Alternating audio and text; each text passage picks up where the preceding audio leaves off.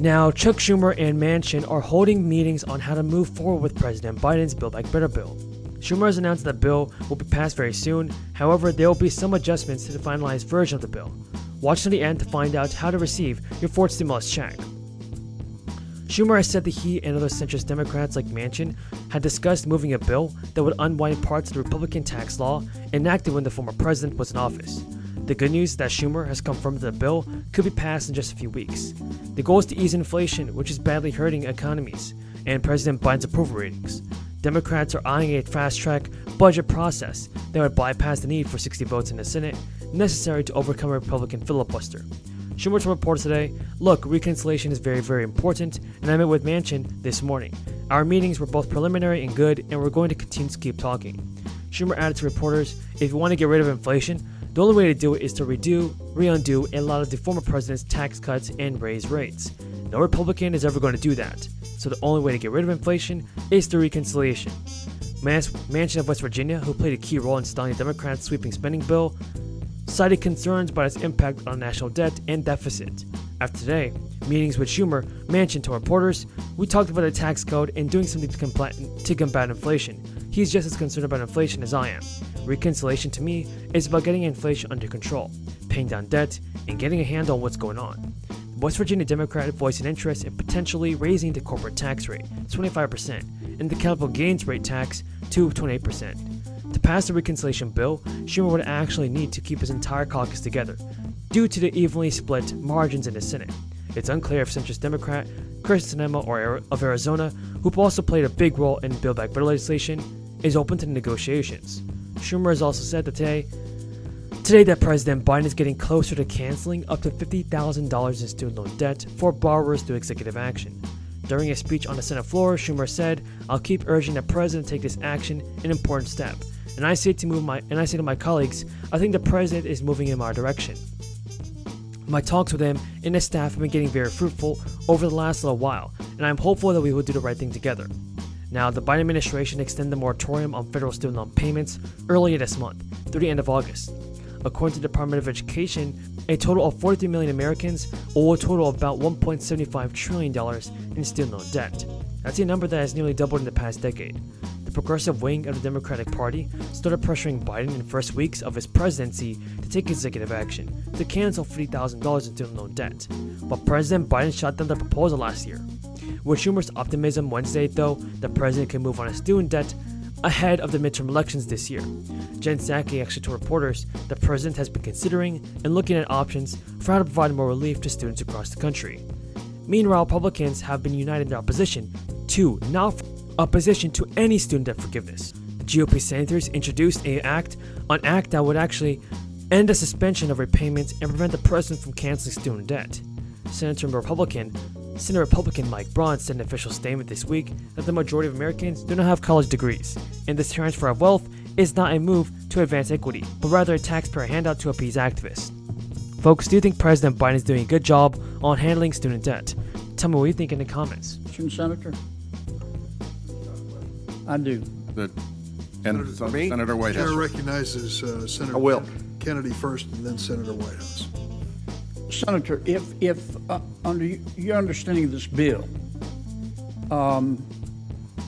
if we sue countries in antitrust from which we're now buying oil, and those countries take the position that, well, okay, while you're suing us, we're not going to sell you any of our oil, and the Biden administration continues its war on fossil fuels, so we can't produce our own oil, where do we get the oil?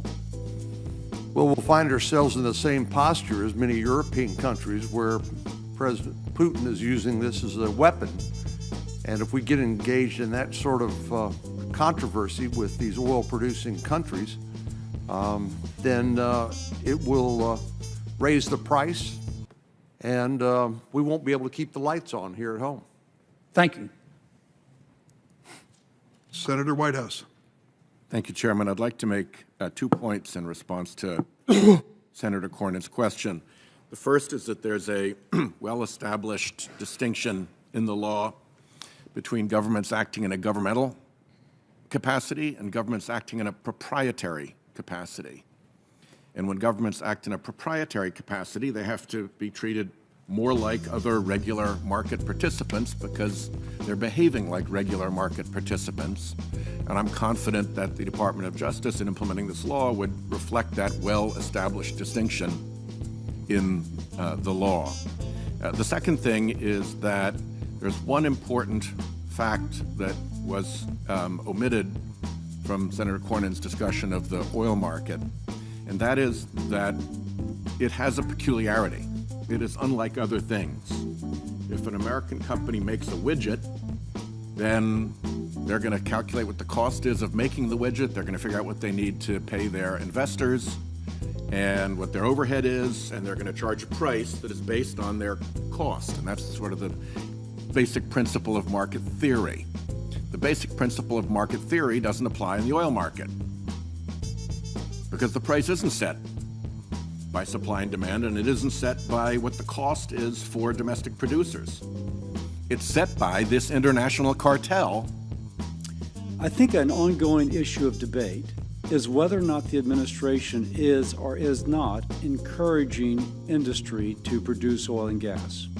And this has all the implications at the gas pump that the mom sitting at home who can't afford her gas and she can't afford an electric vehicle, or a pickup truck is 15 years old, she's frustrated and she would like to have answers. So with that, I approach this conversation.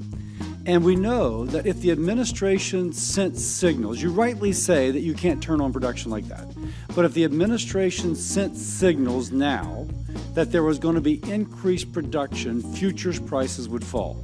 There's an inverse correlation between supply and price, and if investors are assured about future supply, then price can have a downward pressure now. So all this is beyond finger pointing. It is reality as to the implications for that mom sitting at home, unable to afford a nice new electric car.